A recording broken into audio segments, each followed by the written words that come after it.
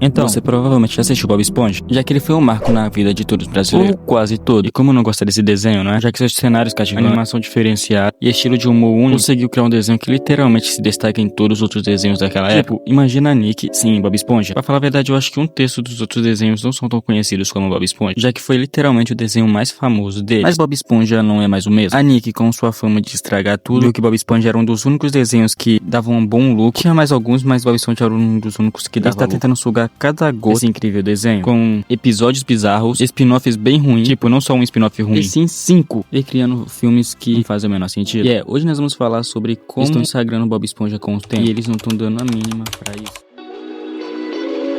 Bem, o Patrick nas primeiras temporadas é um bom personagem. Ele é aquele típico amigo bobão, onde sempre tá com o personagem principal, mas mesmo ele fazendo merda, ele ainda consegue aprender com seus erros. E muitos de vocês podem pensar que não tem como estragar um personagem assim, já que ele é um personagem, querendo ou não, é típico em muitos seriados ou desenho. Mas então, e se nós se tornasse o melhor amigo do Bob Esponja e um grande psicopata? Eles conseguem fazer isso? E eu separei 2 episódios que mostram perfeitamente o como estragaram o Patrick. Mas esses 2 episódios também não vai servir só pra isso. Vai servir pra mostrar o como o Bob Esponja ficou diferente das primeiras temporadas. O primeiro episódio que a gente vai falar sobre limonada de tinta da 11ª temporada. E mano, esse episódio se baseia em literalmente tortura. Mas ok, o episódio fala sobre como o Patrick teve uma incrível ideia de vender limonada. Só que ele percebe que com a tinta do Lula Molusco, a limonada fica 1000 vezes melhor. Só que tem um probleminha, o Lula Molusco só mostra a tinta dele quando se assusta ou então quando tá no mecanismo de defesa. Assim como as Lula na vida real, obviamente. Bem, o episódio inteiro, Patrick torturando o Lula Molusco. E bem, você se lembra quando eu falei que esse patamar, o Bob Esponja já não era a mesma coisa? Então, tem um momento em que o Patrick até mostra as próprias entranhas. Cara, isso é muito estranho. Pra um desenho onde costumava ser tranquilo, sereno, onde só tinha histórias simples. E não tem nada de positivo nesse episódio. Ele não é engraçado, aconchegante e também não parece ser Bob Esponja. Até mesmo um episódio em que o Bob Esponja tem uma farpa no dedo e o dedo dele fica e começa a sair pus, não é pior do que esse episódio aqui. Aliás, naquele episódio também o Patrick também tortura o Bob Esponja. E no final ainda por cima, não tem nenhuma consequência. Mano, olha pra essas cenas aqui e me diz onde é que tem a graça nisso. Será que você pode me dar um copo de tinta de Lula? Eu não posso ver. Eu tenho medo de olhar.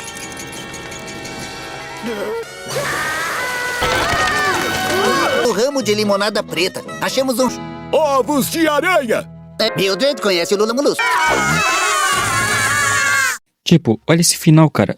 O Patrick nem sequer sofreu consequências sobre os teus atos. E o Bob Esponja ainda é cúmplice. Bob Esponja nesse episódio aqui é um coadjuvante. E se nesse episódio vocês acham que foi doloroso de ver, imagina você ser torturado por motivo simplesmente nenhum. Você literalmente não tinha nada a oferecer, nenhuma tinta, nem nada. Pede babá de bascote é um episódio muito bizarro, onde o Bob Esponja deixa o Gary com o Patrick. Só que a partir do momento em que o Bob Esponja sai, o Patrick começa a torturar o Gary sem motivo nenhum. Ele deixa ele com fome, persegue, tudo isso sem motivo nenhum. Cara, é literalmente o Patrick torturando um animal sem motivo nenhum.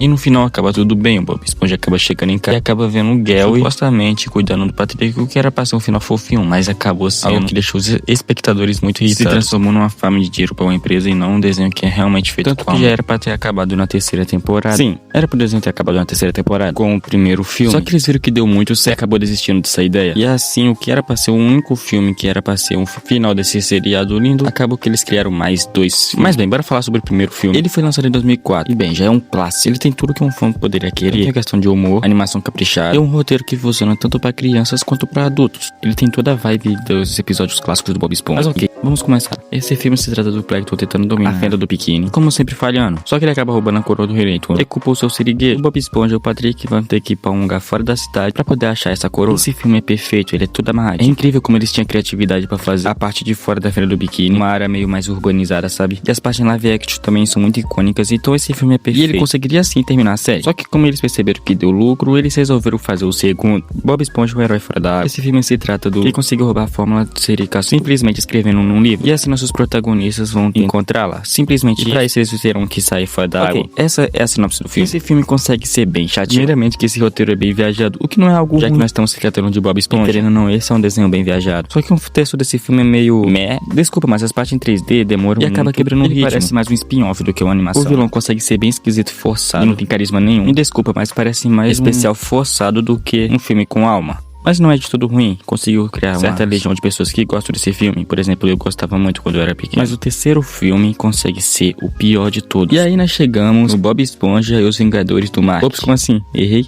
Bob Esponja e o Incrível Resgate. Mano, a sinopse desse filme é a mais idiota possível. Bem, a história simplesmente fala sobre como o Gary foi sequestrado pelo rei Poseidon. Porque sabe aquela gosma do caracol? Então, o Poseidon usa como creme facial.